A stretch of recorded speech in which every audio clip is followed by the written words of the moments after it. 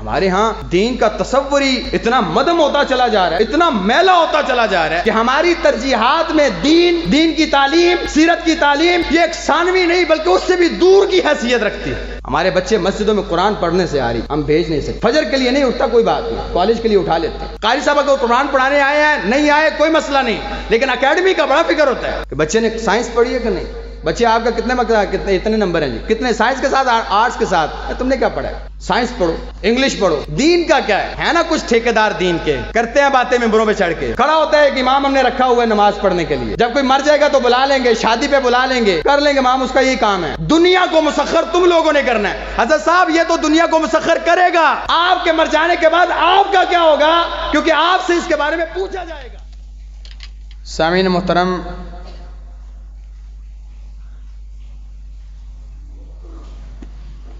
ہماری آج کی نشست بھی گزشتہ سے پیوستہ ہے۔ اللہ کے نبی صلی اللہ علیہ وسلم کی سیرت کے حوالے سے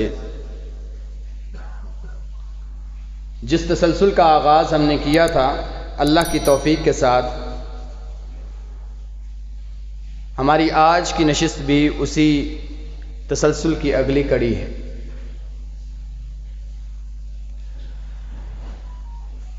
اللہ کے نبی صلی اللہ علیہ وسلم کی سیرت کے حوالے سے ہجرت سے پہلے اور ہجرت کے بعد کے حالات کو ذکر کرتے ہوئے ہم سن 6 ہجری تک آن پہنچے، اور اس سے پہلے اور 6 ہجری کے ابتدا میں جو کوئی بنیادی یا اہم واقعات رونما ہوئے جن کا تعلق سیرت کے ساتھ انتہائی گہرا ہے، ہم ان کا تذکرہ اجمالاً اور تفصیلاً دونوں طرح کر چکے۔ اللہ کے نبی علیہ الصلوۃ والسلام ایک خواب دیکھتے ہیں کہ ہم مکہ میں داخل ہو رہے ہیں، صحابہ سے بیان کرتے ہیں اور عمرے کا ارادہ کرتے ہیں۔ چونکہ جنگ پر نہیں جا رہے اس لیے اسلحہ نہیں ساتھ لیا، تلبیہ کہتے ہوئے جانوروں کو ہانکتے ہوئے مکہ کی طرف گامزن ہیں۔ مشرکین آپ کو روکنے کے لیے دستے بھیج دیتے ہیں۔ اللہ کے نبی علیہ الصلوۃ والسلام جنگ سے اعتراض کرتے ہوئے اور احتراز کرتے ہوئے رستوں کو تبدیل کرتے ہوئے مکہ کی جانب گامزن ہیں اور سفر جاری رکھتے ہیں۔ حدیبیہ کے مقام پر اللہ کے نبی علیہ الصلوۃ والسلام پڑاؤ ڈالتے ہیں۔ مشرکین سر توڑ کوششیں کر رہے ہیں کہ آپ علیہ الصلوۃ والسلام مکہ میں داخل نہ ہونے پائیں۔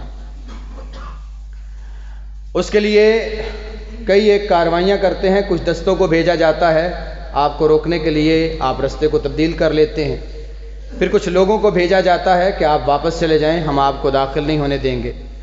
ان کو اس بات کو یاد کروایا جاتا ہے کہ یاد رکھو ہم بیت اللہ کا ارادہ رکھتے ہیں، اور بیت اللہ سے روکنا تمہارے ہاں بھی ہمارے ہاں بھی انتہائی بڑا گناہ ہے اور بہت بڑی جسارت ہے، لہٰذا ہمیں بیت اللہ سے نہ روکو، ہم بیت اللہ کے لیے آئے۔ اس بات کو باور کروانے کے لیے اللہ کے نبی علیہ الصلوۃ والسلام اپنا سفیر بھی بھیجتے ہیں جن کو وہ قتل کرنے کی کوشش بھی کرتے ہیں، اور وہاں سے جو آنے والے سفیر ہیں ان کو بھی بڑے واضح بات بتاتے ہیں کہ ہم بیت اللہ کا ارادہ رکھتے ہیں، ہم جنگ کا ارادہ نہیں رکھتے، نہ کوئی قبضہ کرنے آ رہے ہیں، ہمارے پاس اسلحہ بھی نہیں ہے، صرف وہی اسلحہ ہے جو ہم سفر میں استعمال کرتے ہیں، باقی ہم جنگ کی غرض سے نہیں آ رہے۔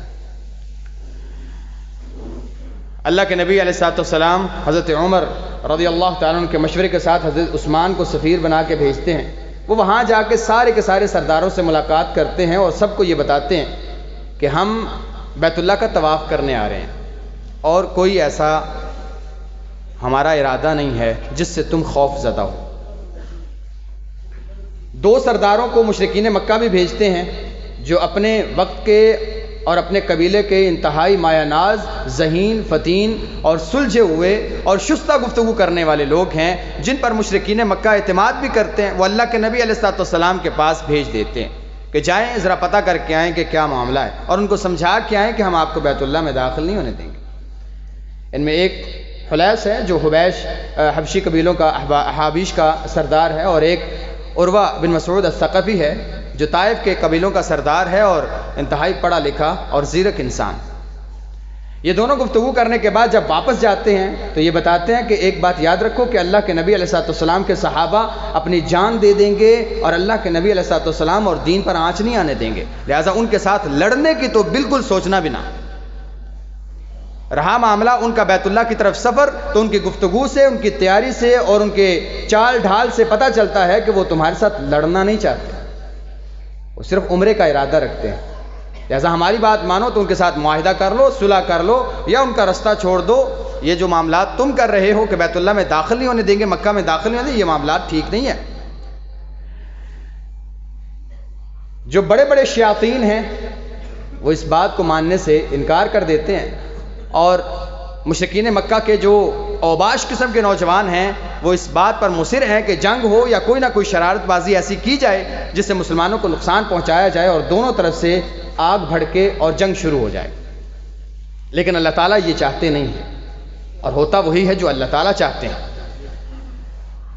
لہٰذا حضرت عثمان رضی اللہ تعالیٰ جب وہاں پہنچتے ہیں اور یہاں سے قبائل کا بھی پتہ چلتا ہے، حضرت عثمان رضی اللہ تعالیٰ عنہ کہ وہاں پہنچنے کے بعد سرداروں کو پتہ چلنے کے بعد کچھ اوباش قسم کے نوجوان یا جو شریر قسم کے نوجوان ہیں وہ اس بات کا ارادہ کرتے ہیں کہ مسلمانوں کے اوپر حملہ کر دیا جائے.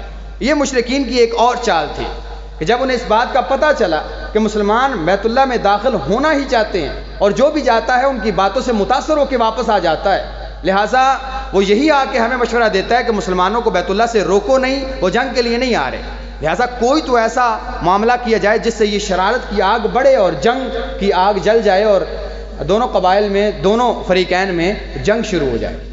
لہٰذا تقریباً 80 کے قریب گھڑ سوار اور شاہ سواروں کو بھیجا جاتا ہے اور اللہ کے نبی علیہ الصلوۃ والسلام کے گرد وہ روب طاری کرنے کے لیے شرط بازیاں کرتے ہیں، اور ایک صحابی زنیم نامی صحابی کو شہید بھی کر دیا جاتا ہے. لیکن اللہ کے نبی علیہ الصلوۃ والسلام کے جانثار جو اس سارے کے سارے وفد کی نگرانی کر رہے ہیں سائڈوں پہ، وہ ان سارے کے سارے شاہ سواروں کو پکڑ کر اللہ کے نبی علیہ الصلوۃ والسلام کے سامنے حاضر کر دیتے ہیں.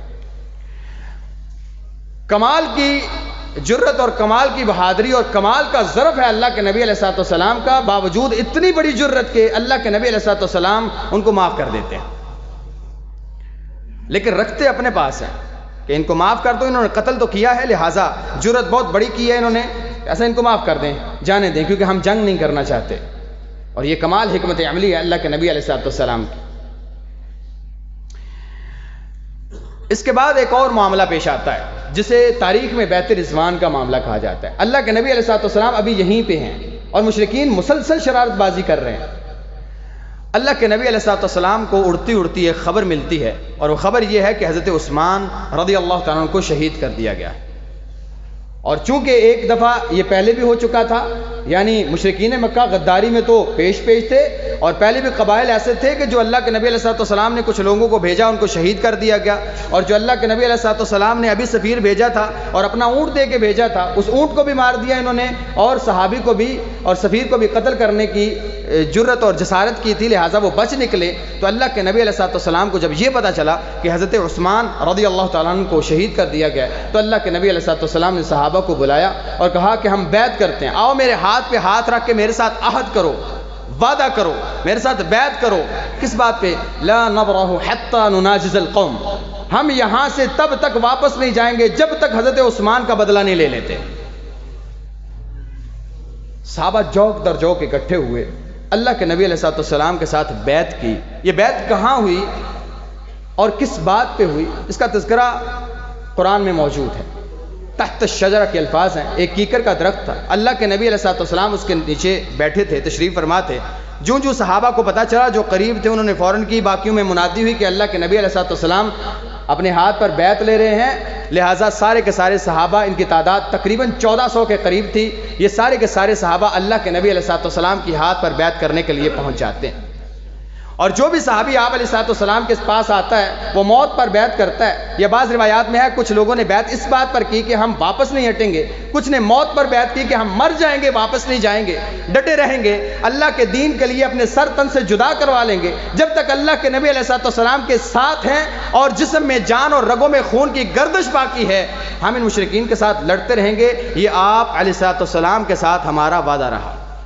یہ 1400 صحابہ, 1400 جانثار اللہ کے نبی علیہ السلام کے ہاتھ پر اس بات پر بیعت کر لیتے ہیں کہ حضرت عثمان کے ساتھ جو انہوں نے کیا ہے ہم یہاں سے تب تک نہیں ہلیں گے جب تک اس کا بدلہ نہیں لے لیتے.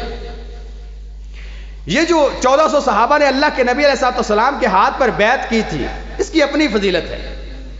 اس میں اور بدر میں ایک چیز قدر مشترک ہے. نہ صحابہ جو بدر میں شریک ہوئے تھے, جن کے اوپر وہ صحابہ جو بدر میں شریک ہوئے تھے ان کے اوپر فرشتے بھی رشک کیا کرتے تھے. حتیٰ کہ فرشتوں کے اندر جو فرشتے بدر میں شریک ہوئے تھے سارے کے سارے آسمانوں کے فرشتے ان فرشتوں پر رشک کیا کرتے تھے کہ وہ بدر میں شریک ہوئے تھے. اور صحابہ کے اندر بھی کئی ایک صحابہ جو اس میں شریک ہوئے تھے, وہ صحابہ دوسرے صحابہ ان پر رشک کیا کرتے تھے کہ یہ بدر میں شریک ہوا تھا. ان دونوں مارکوں اور دونوں غزووں میں جو بات قدر مشترک ہے وہ یہ ہے, نہ بدر میں صحابہ جنگ کے لیے نکلے تھے نہ حدیبیہ میں صحابہ جنگ کے لیے نکلے تھے. دونوں میں جنگ کے لیے نہیں نکلے, لیکن دونوں میں جنگ کے لیے تیار ہو گئے. کیا اسلحہ نہیں, نہ بدر میں نہ حدیبیہ میں. یہ اسلحہ تعداد بھی تھوڑی ہے, نہ بدر میں نہ یہاں پہ. اللہ کے نبی علیہ السلام ہم جنگ کے لیے نکلے بھی نہیں, نہ بدر میں نکلے تھے نہ یہاں نکلے. اس کے باوجود اگر ہمارا خون چاہیے دین کو, ہماری جانیں دین کو چاہیے, اگر ہمارے سر دین کو چاہیے اور اسلام کے لیے کٹ جائیں اور کفر کے سامنے کھڑا ہونا پڑے, اللہ کے نبی ہماری گردنیں حاضر ہیں آپ کے ہاتھ پہ بیعت کرتے. اور یہی وجہ تھی کہ بدر والوں کی ایک بہت بڑی فضیلت جو اللہ تعالیٰ نے قرآن میں بیان کی کہ اس کے بعد بدر والے جو بھی کہیں اللہ ان کو معاف کر دے گا. اور یہی حدیبیہ کا معاملہ تھا. اب حدیبیہ بھی صحابہ نکلے تو عمرے کے لیے, اور آگے معاملہ اس طرح کا پیش آگے کہ اللہ کے نبی نے کہا ہاں بھی بیعت کرو, اگر مشرکین کے ساتھ جنگ کرنی پڑ گئی تو تم مڑ کے پیچھے نہیں بھاگو گے, ڈٹ کے لڑو گے اور اپنی جان اسلام کے لیے قربان کر دو گے. اس بات پر میرے ہاتھ پہ بیعت کرو. اور 1400 کے 1400 صحابہ نے ان کے ہاتھ پہ بیعت کر دی, اور یہ صحابہ کا ایمان تھا. اور اسی وجہ سے اللہ تعالیٰ نے ان کے ڈھیر سارے فضائل بیان کیے. ان میں اللہ تعالیٰ فرماتے ہیں ان الذین یبایعونک انما یبایعون اللہ, یہ لوگ جو تیرے ہاتھ پہ ہاتھ رکھ کے تیرے ساتھ بیعت کر رہے ہیں, سونے یہ تیرے ساتھ نہیں, ان کی یہ بیعت میرے ساتھ رہی, یہ میرے ساتھ بیعت کر رہے ہیں. ید اللہ فوق ایدیہم, یہ جو ایک دوسرے پہ ہاتھ رکھ کے تیرے ہاتھ پہ ہاتھ رکھ کے وعدے کیے جا رہے ہیں اور بیعت کی جا رہی ہے, ان سب کے ہاتھوں پہ میرا ہاتھ رہا. یہ ان کا فضل ہے, یہ ان کا شرف. پھر اللہ تعالیٰ نے ان کے تقوی کی بھی گواہی, والزمہم التقوی, ان کے تقوی کی گواہی میں اللہ دیتا ہوں کہ یہ تقوی سے لبریز لوگ ہیں, یہ پکے مومن لوگ ہیں. اچھا, یہ اللہ تعالیٰ نے ان کے اوپر یہ جو سارے انعامات نازل کری, اللہ کے نبی علیہ السلام نے بھی ان کے کچھ فضائل بیان کیے. اللہ تعالیٰ اللہ کے نبی سے فرماتے ہیں لا يدخل النار احد ممن بايع تحت الشجرہ, یہ جو لوگ میرے ہاتھ پہ ہاتھ رکھ کے بیعت کرنے والے, درخت کے نیچے وعدہ کرنے والے کہ تیرے دین کی خاطر اور تیری بات کی خاطر اپنی جانیں لٹا دیں گے, ان میں سے کوئی انسان جہنم میں داخل نہیں ہوگا. یہ سارے جنتی, سرٹیفکیٹ ملا اللہ کے نبی علیہ السلام کی طرف سے. ہر وہ انسان جس نے درخت کے نیچے میرے ساتھ بیعت کی ہے, ان میں سے کوئی انسان جہنم میں داخل نہیں ہوگا. اس سے بڑی بات ہو سکتی ہے؟ اللہ کے نبی علیہ السلام نے ایک اور سرٹیفکیٹ دیا, فرمایا انتم خیر اہل الارض, کائنات پہ اس وقت جتنے لوگ موجود ہیں تم 1400 لوگ جو میرے ہاتھ پہ بیعت کرنے والے ہو, کائنات کے ہر انسان سے تم سب سے زیادہ افضل ہو. سب سے بہترین لوگ کائنات میں تم ہو جنہوں نے میرے ہاتھ پہ بیعت کی. اللہ کے نبی علیہ السلام کے پاس ایک صحابی کی شکایت لے کے, حاطب بن ابی بلتہ, یہ 1400 صحابہ کے اندر موجود تھے بیعت کرنے والوں میں, یہ بدر میں بھی شریک ہوئے تھے. ان کا غلام آیا, بعض دفعہ غلاموں کو شکوہ رہتا ہے, جیسے امپلائی کو شکوہ رہتا ہے مالک سے کہ جی یہ کرتا ہے, وہ اللہ کے نبی علیہ السلام کے پاس شکایت لے کے آیا. شکایت کرتے ہوئے شکایت اتنی زیادہ بڑھ گئی, اس نے کہا یا رسول اللہ یہ حاطب جہنم میں جائے گا, میرے اوپر ظلم کرتا ہے, یہ کام ہے, یہ کام ہے, یہ کام ہے. اب اللہ کے نبی علیہ السلام نے بات تو سن لی, لیکن یہ جو اس نے فتویٰ دیا نا کہ یہ آگ میں جائے گا, اللہ کے نبی علیہ السلام نے فرمایا کذبت, تو جھوٹ بولتا ہے. حاتب کبھی جہنم میں نہیں جا سکتا کیونکہ وہ بدر میں بھی شریک ہوا ہے, حدیبیہ میں بھی شریک ہوا ہے. اور جو انسان بدر میں گیا یا حدیبیہ میرے ہاتھ میں بیعت کی تھی, ایسا انسان کبھی جہنم میں نہیں جا سکتا. لہٰذا یہ تیری بات جھوٹی ہے کہ یہ جہنم میں جائے. غلطی ہو جاتی ہے, کوتاہی ہو جاتی ہے, وہ ایک الگ بات ہے, لیکن وہ اتنی بڑی غلطی کہ وہ جہنم میں لے جائے, حاتب کبھی جہنم میں نہیں جائے گا. وجہ حدیبیہ میں میرے ساتھ شریک ہوا. یہ وہ لوگوں کی یہ فضیلت اور یہ شرف تھا. ان میں 4 لوگ ایسے تھے جن کا تذکرہ الگ سے ملتا ہے. ویسے تو کئی ایک لوگوں کا تذکرہ ملتا ہے کہ اس کا یہ کردار تھا, اس کا یہ معاملہ تھا, اس کا یہ شرف تھا, لیکن ان 4 لوگوں کا تذکرہ کرنا میں کچھ ضروری سمجھتا ہوں. ان میں سے ایک منافق آدمی تھا, جد بن قیس. یہ جد بن قیس جو تھا, چونکہ یہ منافق تھا, یہ مسلمانوں کے ساتھ نہیں تھا, اندر سے کافر بھی تھا, یہ بیعت میں شریک نہیں ہوا. اور اللہ کے نبی علیہ السلام نے ایک سرٹیفکیٹ دیا. اللہ کے نبی علیہ السلام فرماتے ہیں کلکم مغفور الا صاحب الجمل الاحمر. اللہ نے تم 1400 کے 1400 لوگوں کو معاف کر دیا ہے, صرف یہ سرخ اونٹ والا انسان اللہ نے اس کو معاف نہیں کیا. وہ یہی منافق تھا. ہوا یہ کہ جب بیعت ہو رہی تھی یہ اپنی اونٹنی کے پیچھے چھپ گیا, اس نے بیعت نہیں کی. صحابہ نے جب بلایا اسے کہ آؤ بیعت کر لو, اللہ کے نبی تمہارے لیے دعا کرتے ہیں, کہتا میرا جانور گم ہو گیا لہٰذا میں اسے ڈھونڈ لوں, وہ بیعت سے زیادہ بہتر ہے. تو ایک تو اس کا تذکرہ ملتا ہے کہ اس ساری کی ساری فضیلت سے یہ ایک بدبخت انسان باہر ہو گیا. کائنات کے بہترین لوگ, وہ لوگ جن کو اللہ نے معاف کر دیا, وہ لوگ جن کو اللہ تعالیٰ نے جنت کا سرٹیفکیٹ دیا, جہنم ان پر حرام کر دی, ان سارے لوگوں میں یہ بدبخت باہر نکل گیا اور یہ ان میں شریک نہ ہو سکا. 3 صحابہ کا تذکرہ ملتا ہے. ان میں ایک صحابی وہ ہیں جنہوں نے سب سے پہلے بیعت کی. یہ ابو سنان اسدی ہیں. اچھا, اس کا تذکرہ کرنا میں اس لیے ضروری سمجھتا تھا, جہاں مورخین نے ان کا تذکرہ کیا ہے کہ سب سے پہلی بیعت جو بیعت رضوان میں کی وہ ابو سنان اسدی نے کی. اچھا, ابو سنان اسدی نے بیعت کی. اللہ کے نبی علیہ السلام نے جب بلایا, ان کا یا رسول اللہ یہ ہاتھ رہا میرا آپ کے ہاتھ پہ, میں آپ سے بیعت کرتا ہوں. اب اللہ کے نبی علیہ السلام نے ابھی پوچھا نہیں تھا کہ آؤ میرے ساتھ اس بات پہ بیعت کرو, صرف یہ کہا کہ میرے ہاتھ پہ بیعت کرو. انہوں نے کہا یا رسول اللہ میرا ہاتھ آپ کے ہاتھ کے اوپر ہے, لیں بیعت, مجھ سے کس بات کا وعدہ لینا چاہتے ہیں؟ کہا کس بات کا وعدہ دینا چاہتے ہیں؟ کہا اللہ کے نبی علیہ السلام جو آپ کے دل میں ہے, جس چیز کی آپ کی چاہت ہے, مجھ سے اس بات کا وعدہ لے لیں. سنان اس بات پہ پورا اترے گا. جانتے یہ کون ہے؟ یہ عکاشہ بن محصن کا بھائی ہے. اور جانتے ہیں عکاشہ کون ہے؟ عکاشہ وہ انسان ہے کہ جب اللہ کے نبی علیہ السلام نے ارشاد فرمایا تھا میری امت کے 70,000 لوگ بغیر حساب و کتاب جنت میں داخل ہوں گے, تو عکاشہ نے کہا تھا یا رسول اللہ دعا کریں اللہ مجھے بھی ان میں شامل کرے. اور اللہ کے نبی نے فرمایا انت منہم, عکاشہ تو ان میں سے ہے. تذکرہ کرنے کا مقصد یہ ہے, 2 بھائی, ایک کو ان لوگوں میں جو کائنات کے سب سے افضل ترین ہیں, جن کو اللہ تعالیٰ نے معاف کر دیا ہے, جو کبھی جہنم میں نہیں جائیں گے, ان لوگوں میں سب سے پہلے بیعت کرنے والا انسان ایک بھائی ہے. اور کائنات میں جن لوگوں کو اللہ حساب کے بغیر جنت میں داخل کرے گا, دوسرا بھائی ہے. ایسی پرورش کیسے ہوتی ہے کہ ایک ہی گھرانے کے 2 نوجوان, حضرت صاحب اس میں ایمان والے شیر کا بڑا دخل ہے. جب مائیں دودھ پلاتے ہوئے تلاوت کرتی ہوں اور سیرت پر عمل کرنے کے لیے اپنی زندگی کو حاضر کرتی ہوں, اور ان کی زندگیاں سیرت اور اللہ کے نبی کے دین کے لیے وقف ہو جایا کرتی ہیں, جن کے والدین دیندار ہوا کرتے ہیں, نیک ہوا کرتے ہیں, صالح ہوتے ہیں, جن کی اولادیں جنم لینے سے پہلے ان کے والدین کا یہ ارادہ ہوتا ہے کہ یہ دین کے لیے وقف ہے اور یہ دین کے لیے میں وقف کر دوں گی اور دین کے لیے یہ کوشاں رہے گا اور دین پہ سے قربان کر دوں گی, ایسی اولادیں پھر اسی طرح کی نکلتی. ایک بھائی کائنات کے سب سے افضل ترین لوگوں میں سب سے پہلے بیعت کرنے والا ہے, اور دوسرے کے لیے اللہ کے نبی علیہ السلام نے سرٹیفکیٹ دیا ہے کہ جو 70,000 لوگ جنت میں داخل ہوں گے بغیر حساب کے, ان میں وہ بھی شامل ہوگا.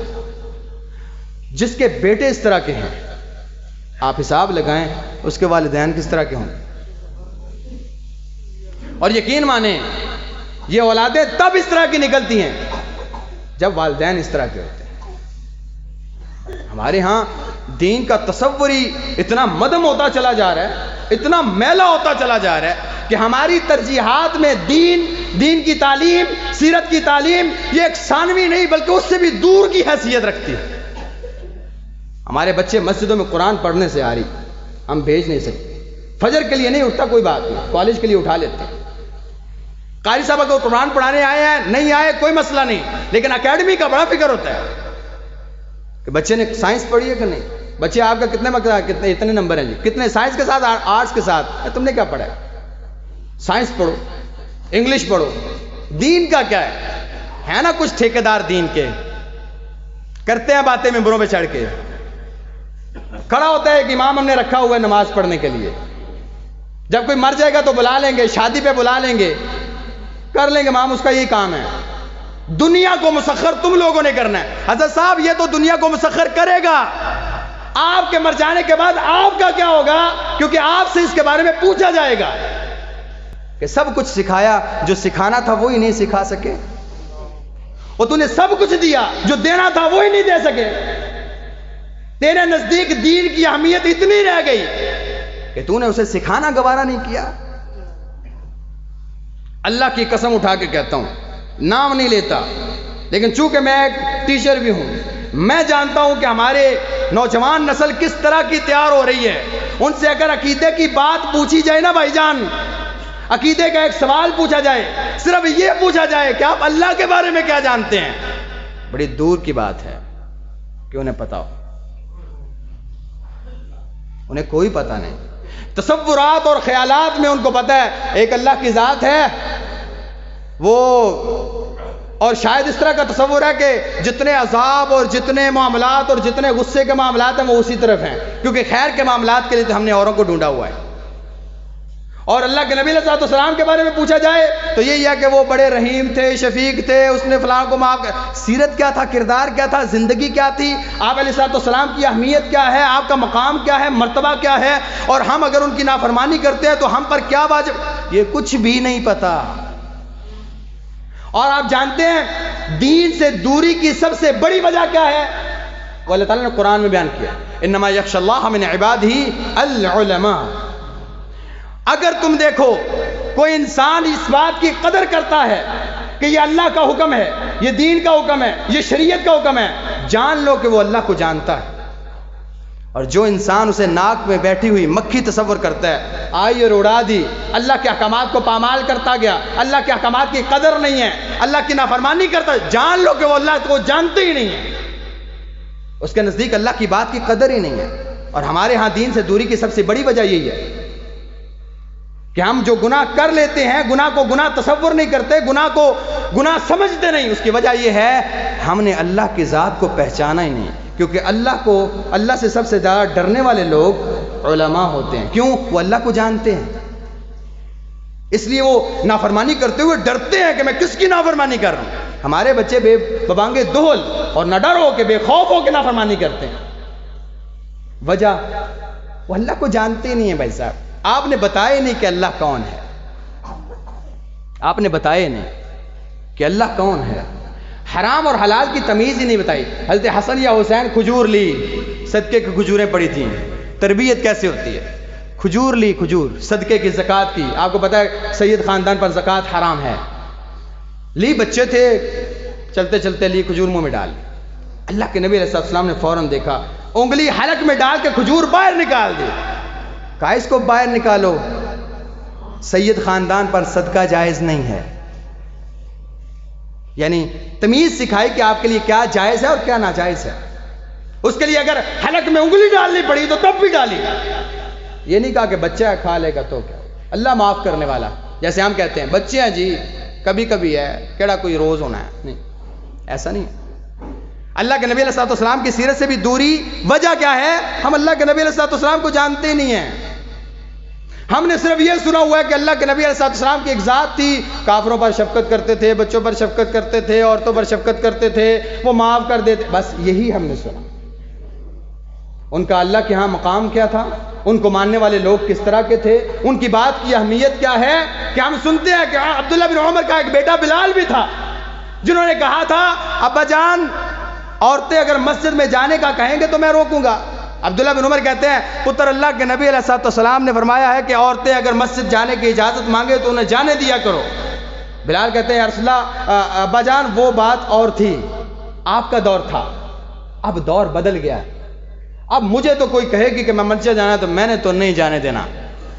تاریخ گواہ ہے عبداللہ بن عمر نے مرتے دم تک اپنے بیٹے سے کلام نہیں کی۔ کہا تیری جرت کیسے ہوئی کہ میں کہوں اللہ کے نبی نے فرمایا اور تو اس کے بعد تو بات کرے، تیری جرت کیسے ہوئی؟ یعنی بات کی اہمیت بتائی کہ تیری کوئی اہمیت نہیں ہے، تو بات کرتا میں نے کہا کہ اللہ کے نبی فرماتے ہیں اور تو کہتا ہے کہ میں ایسا کروں گا، تیری جرت کیا ہے؟ تو ہوتا کون ہے؟ مرتے دم تک بلال سے بات نہیں کی۔ ہمارا یہ مقام ہے، کیوں؟ وہ جانتے تھے اللہ کے نبی علیہ السلام کا مقام کیا۔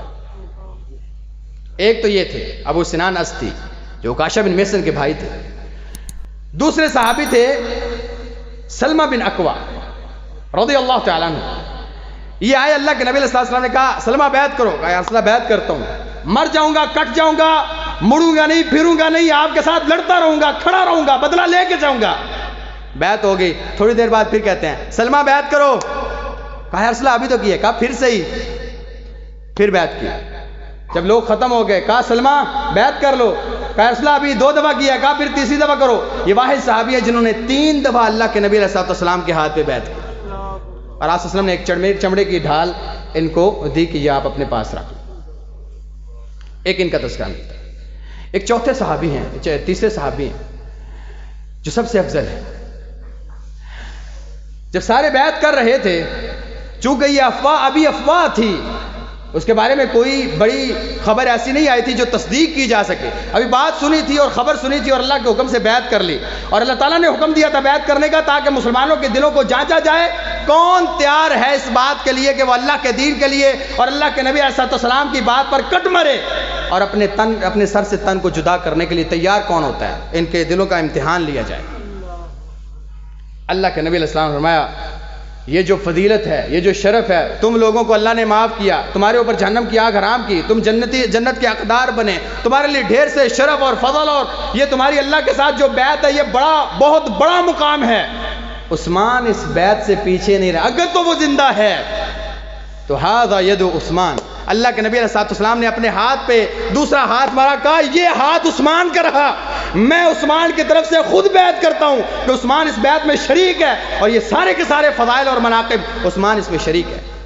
صحابہ کہتے ہیں ہمارے ہاتھ جو اللہ کے نبی علیہ السلام کے ہاتھ پر تھے اس بیعت کے لیے، ان ہاتھوں میں سب سے زیادہ افضل اور سب سے زیادہ شرف والا ہاتھ عثمان کا تھا، کیونکہ وہ اللہ کے نبی کا خود اپنا ہاتھ تھا کہ آپ علیہ السلام نے ہاتھ رکھا، کہا میں عثمان کی طرف سے بیعت کرتا ہوں، عثمان اس میں شریک ہے۔ تو اللہ کے نبی علیہ السلام نے حضرت عثمان کی طرف سے بیعت کی۔ اب جب یہ معاملہ ہوا اور مسلمانوں نے بیعت کر لی تو قریش مکہ کو پتا چلا کہ مسلمان تو مرنے کے لیے تیار ہو چکے ہیں اور وہ پیچھے ہٹنے کے لیے تیار نہیں۔ اب وہاں سے باتیں چلیں کہ چلیں کچھ صلح کا نکالا جائے اور کوئی معاہدہ کیا جائے یا کوئی صلح کی گنجائش ہو یا آپس میں کچھ معاملات طے پائے جائیں، یہ جنگ کی طرف اور لڑائی کی طرف نہ جایا جائے، لہٰذا اس بات کا خیال رکھا جائے کہ کوئی بھی معاہدہ طے ہو اس میں پہلی شرط یہ ہو اس سال آپ مکہ نہ آئیں۔ پہلے سینہ تان کے کہتے تھے، اب گزارش تھی، وجہ یہ تھی اللہ کے نبی علیہ السلام نے اس وفد سے پوچھا بھی، بھائی مجھے ابھی تو جانے دو، انہوں نے کہا حضرت صاحب شاید جانے دیتے، لیکن جے ہون تسی ٹور گیا نا مکے تو پورے کے پورے عرب میں ہماری ناک کٹ جائے گی۔ ہاں آئے تھے عمرہ کر کے نہیں گئے، روک بھی نہیں سکے، تو ساڈی عزت دا سوال ہے، مہربانی کرو واپس ٹور اگلے سال آ جائے۔ لہذا یہ شرط پہلی اور بنیادی شرط، اس سال آپ بیت اللہ میں نہ آئیں۔ لہذا آپ علیہ السلام کے پاس وفد بھیجا گیا۔ اس وفد میں 3 لوگ تھے، سہیل بن عامر، حویطب بن عبد العزیٰ اور مکرز بن حفص۔ یہ 3 لوگ آئے، اللہ کے نبی علیہ السلام نے دور سے دیکھ کے کہا اللہ نے تمہارا معاملہ آسان کر دیا، یہ جو لوگ آ رہے ہیں یہ صلح کے لیے آ رہے ہیں، اب تمہارا معاملہ آسان ہو جائے گا، لہٰذا اپنے جانوروں کو سامنے کر دو، ان کو پتہ چلے کہ ہم جنگ کے لیے نہیں آئے، اور تلبیہ اونچی اونچی آواز سے کہو تاکہ ان کو اس بات کا اندازہ ہو جائے۔ صحابہ نے ایسے ہی کیا، یہ آئے سہیل ان میں سے بات اور چیت کرنے کے لیے، اپنی قوم کا سردار بھی تھا اور بڑا بھی تھا، یہ اللہ کے نبی علیہ الصلوۃ والسلام کے سامنے بیٹھا۔ اللہ کے نبی علیہ الصلوۃ والسلام آلتی پالتی مار کے بیٹھے تھے، جیسے چوکڑی مار کے بیٹھتے ہیں، تو یہ آیا، اس میں ٹانگیں پھیلا کے رکھ دی۔ اللہ کے نبی علیہ الصلوۃ والسلام آلتی پالتی چھوڑ کے اسی انداز میں بیٹھ گئے جس طرح وہ بیٹھا ہوا تھا، تاکہ اسے یہ اندازہ نہ ہو کہ ہم آپ کی باتوں سے مرعوب ہو جائیں گے۔ لہٰذا اس نے بات کرنا شروع کی، اور سب سے پہلی بات اس نے کی، حضرت صاحب ہم آپ سے معذرت خواہ ہیں، وہ جو صحابی شہید ہوا یا کچھ لوگوں کو پکڑا گیا آپ کے، وہ کچھ شریر نوجوان تھے قریش کے، انہوں نے کیا ہے، ہمارا یہ ارادہ نہیں تھا، لہٰذا ہمیں معاف کر دیں، اور ہماری آپ سے گزارش ہے کہ کچھ آپ نے ہمارے جنگجو پکڑے ہیں ان کو چھوڑ دیں۔ تو اللہ کے نبی علیہ الصلوۃ والسلام نے بڑی اچھی بات ہے، چھوڑ دیتا ہوں، ہمارے بھی کچھ صحابہ آپ کے پاس ہیں، ان کو چھوڑو اور ان کو لے جاؤ، یہی بات آج بھی چلتی ہے، ان کو چھوڑو اور لے جاؤ۔ اس نے فوراً ایک بندے کو بھیجا قریش کے پاس کہ بھئی اپنے جنگجو چاہیے تو اللہ کے نبی علیہ الصلوۃ والسلام کے صحابہ کو چھوڑو اور اپنے جنگجو واپس لے جاؤ۔ لہٰذا ان کو واپس لائے گا، ان کو چھوڑ دیا گیا۔ اب بات چیت ہونے لگی معاہدے کی۔ معاہدہ شروع ہونے سے پہلے جس بات پر سب سے زیادہ زور دیا گیا وہ یہ تھی، حضرت صاحب آپ ہمارے ساتھ معاہدہ کر لیں، لیکن پہلی شرط یہ ہے کہ آپ یہاں سے واپس چلے جائیں۔ اللہ کے نبی علیہ السلام نے فرمایا نہیں، ایسا نہیں۔ اب اس بات پر بحث ہوئی، تکرار ہوئی، باتیں ہوئیں، باتوں میں سہیل کی آواز بلند ہوئی، جیسے تکرار میں ہوتی ہے کہ نہیں جی ایسا نہیں جانا، یہ کیا بات ہوئی جی، آپ جانا نہیں چاہتے تو معاہدہ نہیں کرتے۔ آواز بلند ہوئی، ساتھ عباد بن بشر اور سلمہ بن اقوا کھڑے تھے۔ عباد بن بشر کہتے ہیں، اوے بدبخت انسان، تجھے گفتگو کرنے کا انداز نہیں آتا؟ اگر بحث اور تکرار اور معاہدے کی بات چیت بھی کرنی ہے تو کم از کم اپنی آواز کو اللہ کے نبی کی آواز سے نیچا رکھ۔ ہم لوگ یہ بات برداشت نہیں کریں گے، معاہدے کے لیے تم آئے ہو، صلح کے لیے تم آئے ہو، ٹھہرے ہماری بات، ہم موت پر پہلے بیعت کر چکے ہیں، صلح چاہیے تمہیں، اور اگر گفتگو کرنی ہے تو انداز سے کرو، سلیقے سے کرو، اللہ کے نبی علیہ الصلوۃ والسلام کی آواز سے اپنی آواز کو پست رکھو۔ اب اسے محسوس ہوا کہ بات تو ٹھیک ہے، یہ تو پہلے ہی مرنے مارنے کے لیے تیار ہے، صلح ہمیں چاہیے، لہذا گفتگو، اور یہ ایمان کی غیرت ہے، ایمان کا مسئلہ ہے۔ اب یہاں پہ شروط شروع ہوتی ہیں۔ اللہ کے نبی علیہ الصلوۃ والسلام کو اللہ تعالیٰ نے اس شرط کے ماننے کا حکم دے دیا، نے کہا جی ٹھیک ہے، ہم اس سال واپس چلے جائیں گے، ہم اس سال عمرہ نہیں کریں گے، ٹھیک ہے جی۔ لیکن اس کے بعد 3-4 شروط ایسی تھیں جن کو سن کے اور جن کو لکھنے کا مطالبہ کر کے صحابہ کے کلیجے گلے کو آ گئے، اور اس سے بڑا افسوس ان کو یہ ہوا کہ وہ شروط مان بھی لی گئیں، اور وہ سراسر ظاہری طور پر مسلمانوں کے مخالف شروط تھی۔ اس کے باوجود اللہ کے نبی علیہ الصلوۃ والسلام نے فرمایا میں وحی کا پابند ہوں۔ اللہ کے نبی علیہ الصلوۃ والسلام نے ان شروط کو مان لیا۔ وہ شروط کیا تھیں، کیوں مان لی گئیں، ان کا آگے کیا اثر ہوا، یہ انشاءاللہ ہم اگلی نشست میں اللہ کی توفیق کے ساتھ ذکر کریں گے۔ اقول قولی ھذا واستغفر اللہ لی ولکم ولسائر المسلمین من کل ذنب فاستغفروہ انہ الغفور الرحیم۔ ان الحمد للہ نحمده ونستعینه ونستغفره ونؤمن به ونتوکل علیہ ونعوذ باللہ من شرور انفسنا ومن سیئات اعمالنا من يهده الله فلا مضل له ومن يضلل فلا هادي له۔ اما بعد فاعوذ باللہ من الشیطان الرجیم، بسم اللہ الرحمن الرحیم۔ وذکر فإن الذکریٰ تنفع المؤمنین، سبحان ربک رب العزة عما یصفون وسلام علی المرسلین والحمد للہ رب العالمین۔ احباب گرامی، سیرت کے ہر قدم پر ہمارے لیے ڈھیر سارے اسباق اور عبرتیں ہیں، بس وہ سوچنے والی اور دیکھنے والی اور حاصل کرنے والی عقل اور سماعت اور بصارت چاہیے۔ ایک چھوٹی سی بات کروں گا۔ آپ جانتے ہیں جس جگہ پر بیعت ہوئی اور اتنا بڑا کام ہوا اور آج تاریخ کے اوراق میں وہ ثبت ہے اور لکھا جا چکا ہے اور قیامت تک کے لیے یہ پڑھا جاتا رہے گا، فلاں جگہ پر حدیبیہ کے مقام پر ایک درخت تھا جس درخت کے نیچے اللہ کے نبی علیہ الصلوۃ والسلام کے 1400 صحابہ نے بغیر ساز و سامان کے اور بغیر اسلحے کے جنگ کرنے کا اعلان کیا تھا اور مر جانے کا وعدہ کیا تھا۔ جانتے ہیں وہ درخت کہاں گیا؟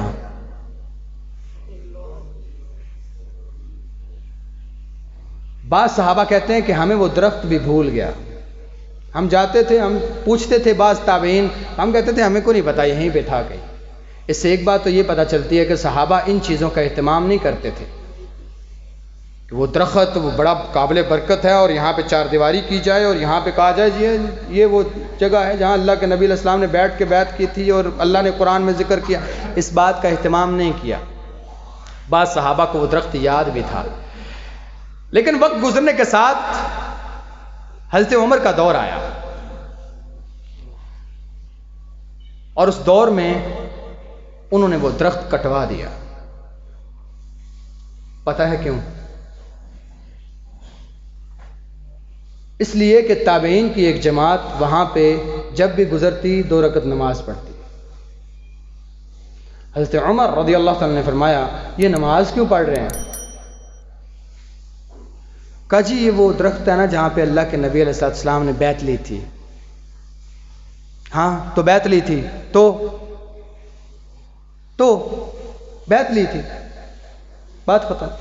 ہم آپ سے بہتر جانتے ہیں, ہم موجود تھے, اس کے بعد کئی دفعہ سفر بھی کیا. تو کہا جی وہ برکت کے لیے وہاں پہ پھر نماز پڑھتے ہیں. کہا کاٹ دو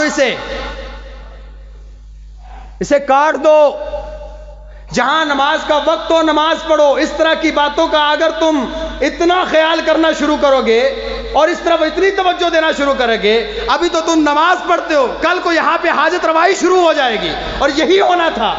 نہیں یقین آتا تو آپ اپنے ارد گرد دیکھ لیں, جہاں سبز جھنڈی لگتی ہے 2 نسلوں کے بعد وہاں پہ حاجت روائی کے معاملات شروع ہو جاتے. اور یہ عقیدے کا مسئلہ تھا. اور آپ یقین مانیں اگر وہ درخت پاک و ہند میں ہوتا تو اس درخت کی اب تک عبادت شروع ہو چکی ہوتی. اور یہ حضرت عمر کا عقیدہ تھا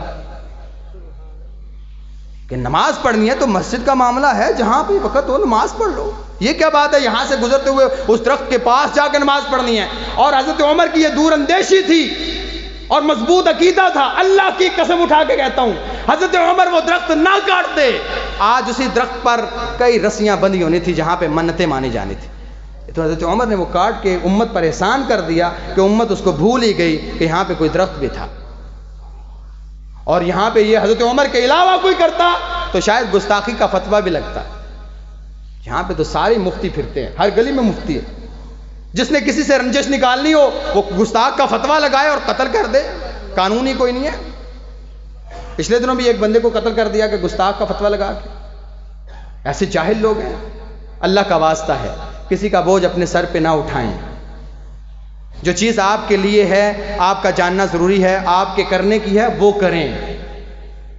نہیں تو معاملات بڑے سخت ہیں, اور جہاں باقی معاملات ہیں ان میں بنیادی نوعیت کی چیز عقیدہ ہے. اپنا عقیدہ درست کریں.